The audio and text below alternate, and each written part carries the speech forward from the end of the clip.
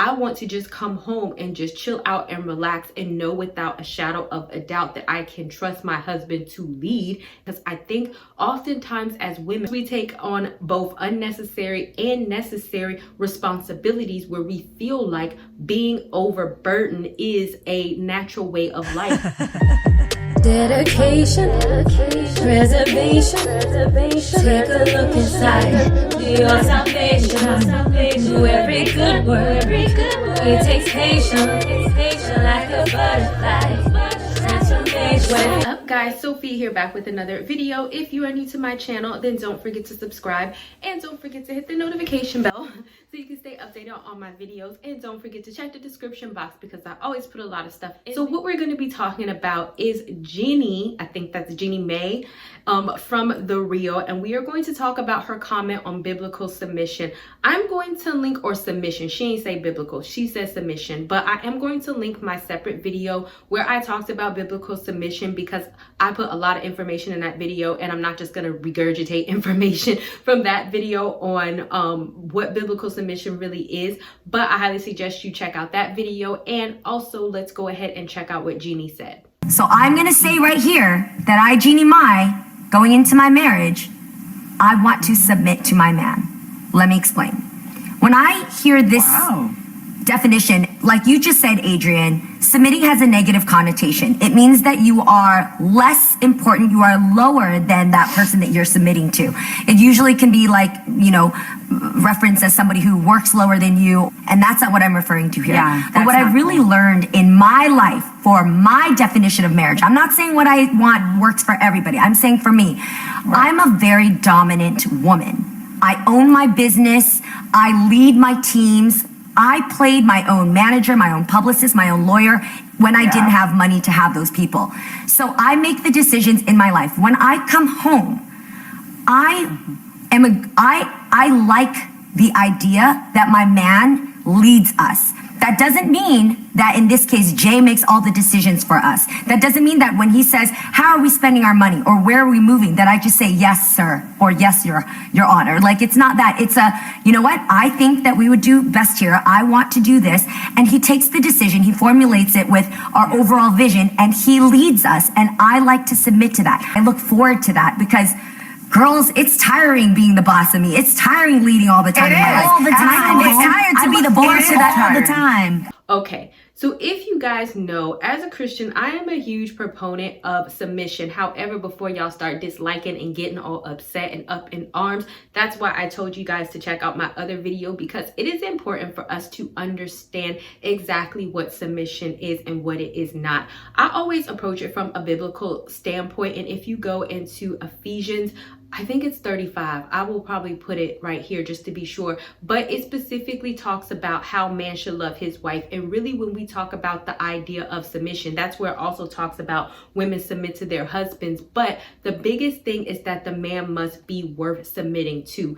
A lot of women tend to get it wrong. And this is what I kind of felt like Jenny was saying, was that you have to be worth a man submitting to. This is not a situation where you are their slave, where you are their maid, where a man feels like, oh, just because I am your man, I am put in a position to use and abuse you and you're submissive to me and you have to do every little thing that I say. That is not true, because the Bible specifically tells us that when somebody becomes married, they become one flesh, right? And it also tells us in Ephesians specifically that a man is supposed to love his wife like he loves himself. So if a man would not abuse himself, take advantage of himself, tell himself to go be a maid, tell himself to struggle and treat himself bad, then obviously he is not supposed to do that to his wife. That's why I think it's very important for us not to just hear the word submission, because a lot of women feel like the brunt or the responsibility falls back on them when we talk about submission. But in all actuality,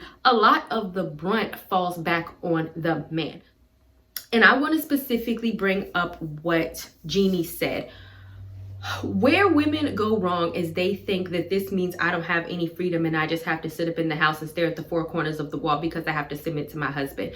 But just like Jeannie said, she is a boss woman. She has a lot of stuff to do. She has, nowhere in this is she somebody who is going to shrink down who she is simply because she needs to submit? And see, a real man will understand that. A real man is not going to ask you to belittle yourself. A real man is not going to take away from what you have to offer. And a real man is not going to try to hold you under his thumb because he feels like you need to submit to him.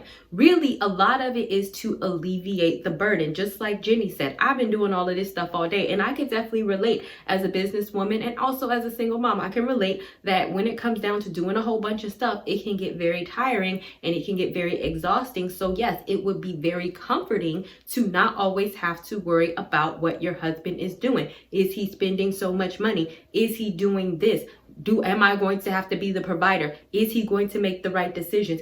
I want to just come home and just chill out and relax and know without a shadow of a doubt that I can trust my husband to lead and not feel fearful or worried about the decisions that he is going to make. Because I think oftentimes as women, we take on a lot of unnecessary, or sometimes it is necessary. I know as a single mom, it's necessary, but sometimes we take on both unnecessary and necessary responsibilities where we feel like being overburdened is a natural way of life when in all actuality it isn't. So choosing to submit to the right one, and I'm going to get into that, can alleviate some of the stresses and the burdens that you have in regards to a woman or being a woman in a relationship and not feeling like you have to carry everything, and knowing without a shadow of a doubt you can just trust your man to do it while you chill out, especially if you're a working woman like she said, and I come home, I could just chill. I don't have to worry about running the house and doing this and doing that because now he is doing, making decisions, and this is something else that I can take off my plate because I don't have to manage what he's doing and manage what I'm doing, right? But see, where a lot of women go wrong is that they choose the wrong man. And that's going to actually be my next point. So when it comes to choosing the wrong man, and I'm not judging y'all because I was definitely guilty of this, especially in my younger years, is that oftentimes as women, we want to overly police the relationship. And by police the relationship, I mean like, oh, we overly feel like we have to monitor. And a lot of this isn't even because like some of it is warranted. Some of us don't choose the right type of man. And we know that if we weren't policing him or monitoring him or always up his butt, then he wouldn't get a job. He wouldn't pay the bills. He would go out and spend up all the money. He really wouldn't make the appropriate decisions in regards to his woman. So a lot of the times the woman feels like, okay, well, I have to be the backup plan. I have to come up with the backup plan. I have to get a promotion. I have to make more money in order to keep us afloat. I have to. And this is not to say that men are bad, but the men that they are choosing are bad because instead they have become like a child. And I have several videos on the man child that I will link down below. So no longer is this your man. This has become a relationship in which you feel you have to police and control because if you don't do it, then he's not going to do it. But see, that's the thing. That is not, and I repeat, not a man worth submitting to. I genuinely believe that when you find a man worth submitting to, that it's not going to be all of this drama or the word submission, how people view it like, oh, you're submitted. No, it should be a very comfortable thing to you because of the amount of trust in the person that you have chosen, and you know for a fact that they are going to lead. And to me, the crazy thing is that the idea of having, one head in the household is not that odd. Like when you think about the United States, for example, we have one president. This is not about politics. Let's not do that. But we have one president, and then we have all these underlying government bodies. And what this is supposed to do is to keep checks and balances. So when we talk about the aspect of relationships, oh, and let me go back to that. With the other aspects of the government, these things, the other aspects of the government, Congress, or whatever the case may be, they're not any less significant. So we need to stop thinking that because we are submissive or we're choosing to have some form of submission that makes us unbalanced or unequal or belittle us or unworthy or less than, because that is simply not the case. Any well-functioning infrastructure. That's including a job. You have a supervisor, you have managers, you have program managers, you have CEOs, you have all this infrastructure. There is a hierarchy where ultimately there's probably one person in charge. And I think that that's the way that we kind of need to see submission. Does it mean that the president, let me go back on that example because right now the president, who knows, but we'll go to a company. Does that mean that the CEO is not taking into consideration what his advisors have to say or the board of directors have to say? No, he takes into consideration what all these people have to say, because all of these people are just as significant in making the decision. But ultimately, there's one head honcho, and the person that is normally at the top of a business is the person that is the most knowledgeable and the most qualified. I'm not saying that your man is more knowledgeable and more qualified than you. I'm saying that you need to choose a man that is both knowledgeable and qualified so that you don't have any issues submitting to him. So you know that whatever decisions that he makes in regards to you and your household is going to be a great benefit to you. My last point is that you need to ask yourself, either if you're single, then, you know, ask yourself this for future partners. If you are in a relationship, then ask yourself this: do you trust your man that much? Because I feel like if you did, then submission wouldn't necessarily be an issue. Submission oftentimes comes into play when either women have a control problem and they feel the need to control absolutely everything. But once again, it's like, do you want to control everything? Do you want to sit up there and have to do every single thing on your own? Because that's where control will get you. I don't trust him to make decisions, so I have to do it. This is not to say that he's not going to discuss things with you, because he is. But if it's a thing where you don't trust him to do anything by himself, then you need to evaluate, is it you? Do I have a control issue? Or is it him, and is it the men that I am choosing and I don't trust him to make the decision because the type of man that he is? And if it's a situation where you don't trust him to make the right decisions on your behalf because of the type of man that he is, then ultimately you may have chosen wrong, and that's something that you need to reflect on. As always with biblical submission, people tend to get very touchy about this particular subject, but this is why I thought that it was very important to see her perspective and to hear what she had to say, because nowhere is she saying I have to quit my job, I have to become less than what God intended me to be, I have to give up everything that I worked so hard for.